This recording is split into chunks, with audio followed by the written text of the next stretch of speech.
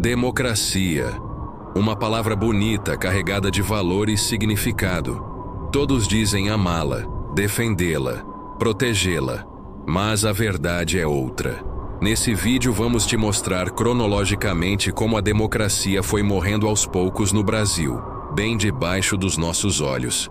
Antes disso, se inscreva no nosso canal e ative o sininho para não perder nenhuma novidade.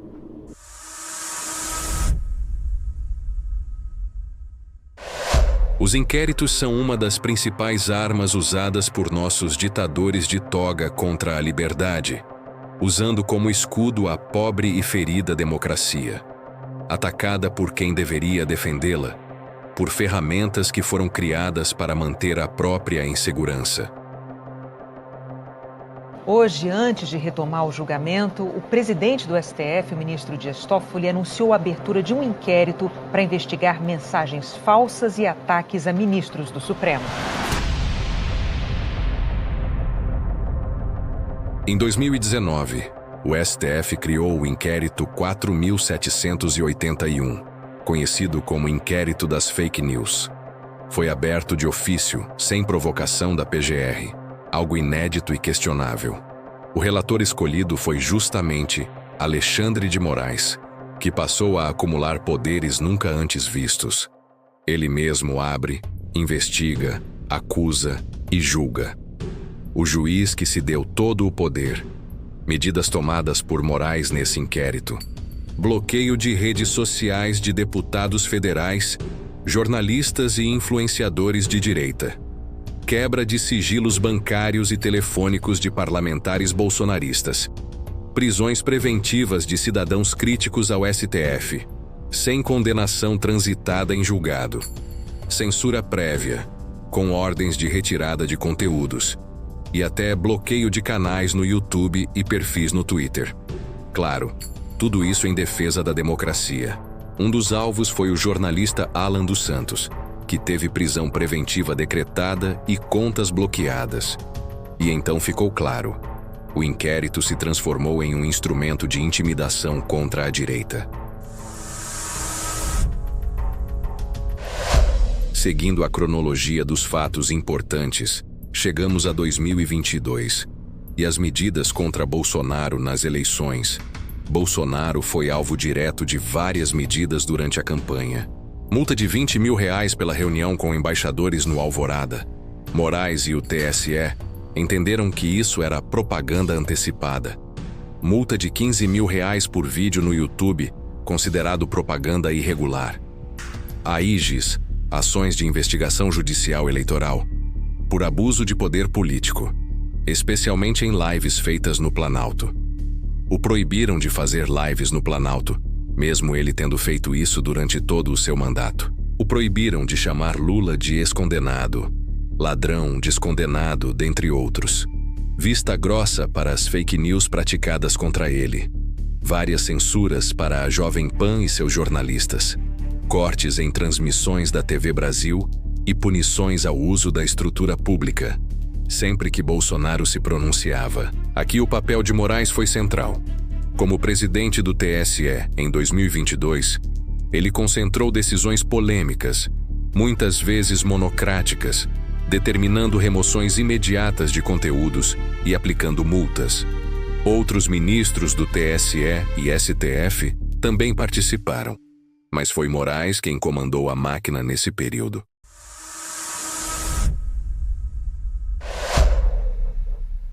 Chegamos ao pós-eleição, onde os maiores absurdos foram praticados e nasceu o crime de criticar. Depois veio o inquérito dos atos antidemocráticos, que se conectou ao 8 de janeiro de 2023. Aqui, Moraes novamente liderou as decisões. Mais de 1.500 prisões preventivas foram decretadas em massa, incluindo idosos, trabalhadores e até pessoas que estavam acampadas sem envolvimento direto em vandalismo. Bloqueio de bens e contas bancárias de supostos financiadores. Multas milionárias aplicadas a caminhoneiros e empresários acusados de financiar protestos. Censura de redes sociais de parlamentares, como Nicolas Ferreira, Carla Zambelli e outros, sob acusação de espalhar desinformação. Enquanto isso, atos de violência cometidos por militantes de esquerda no passado nunca tiveram esse tipo de rigor.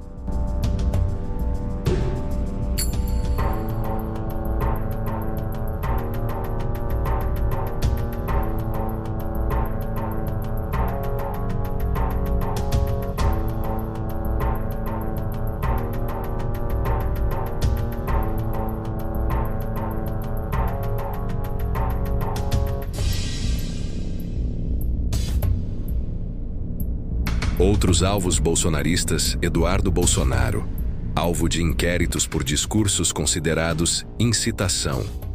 Anderson Torres, preso preventivamente, acusado de plano de golpe sem julgamento concluído. Deputados federais e estaduais da direita tiveram sigilos quebrados e contas bloqueadas, como Daniel Silveira, que chegou a ser preso e recebeu o indulto de Bolsonaro, popularmente conhecido como graça presidencial. Decisão essa que o STF simplesmente ignorou, afrontando a Constituição. Mas a perseguição não se limita a um só ministro. A mão pesada do STF tem outros dedos. Embora Moraes seja o principal nome, outros ministros também tiveram papel importante nessa perseguição. Carmen Lúcia acompanhou decisões de Moraes em casos de redes sociais e nas eleições de 2022, sempre votando pela restrição de conteúdos ligados a Bolsonaro. Ela protagonizou a fala lendária, onde disse ser contra qualquer tipo de censura, mas aprova a censura contra o documentário denominado de Quem Mandou Matar Bolsonaro, do Brasil Paralelo. Não se pode permitir a volta de censura sobre qualquer argumento no Brasil.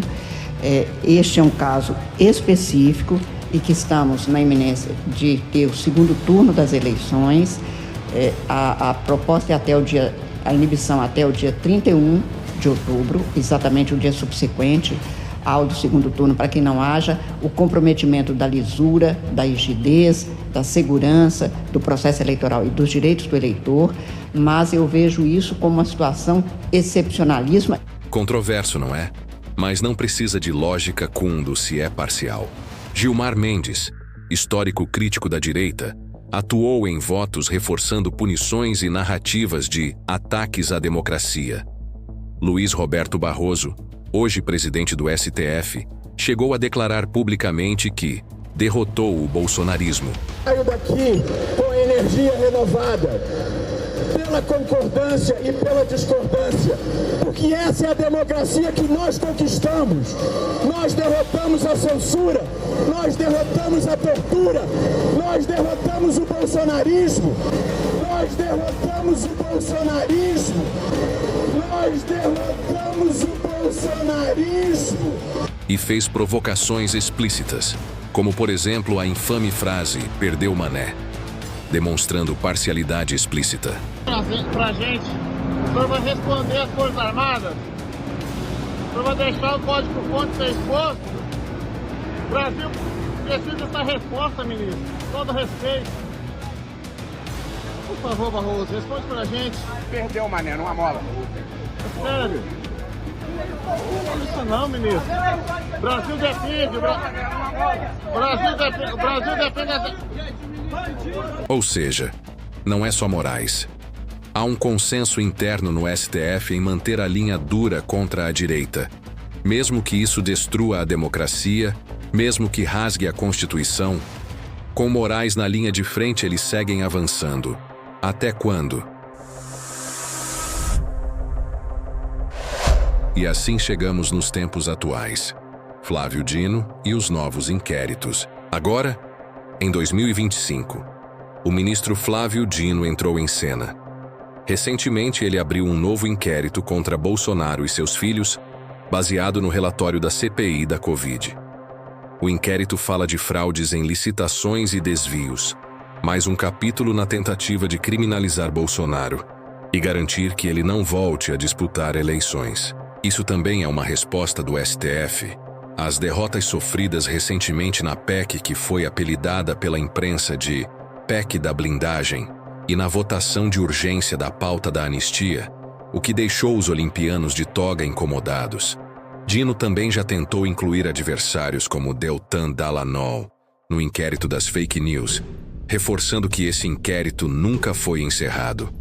Ele é um coringa usado contra a oposição quando necessário. Quando juntamos todas essas peças, fake news, atos antidemocráticos, eleições de 2022, prisão de aliados, novas ações abertas por Dino, percebemos uma perseguição política sistemática. Alexandre de Moraes é o rosto mais visível dessa ofensiva, mas conta com o apoio de ministros como Barroso, Carmen Lúcia, Gilmar Mendes e Fachin. O resultado é um judiciário que deveria ser guardião da Constituição, mas que virou um ator político ativo para sufocar a direita e impedir Bolsonaro de voltar ao poder, mesmo que isso signifique o fim da democracia. O discurso oficial é de defender a democracia, mas a prática mostra algo muito diferente: a criminalização da oposição. Se você assistiu até aqui, deixa seu like, se inscreva no canal e até o próximo vídeo.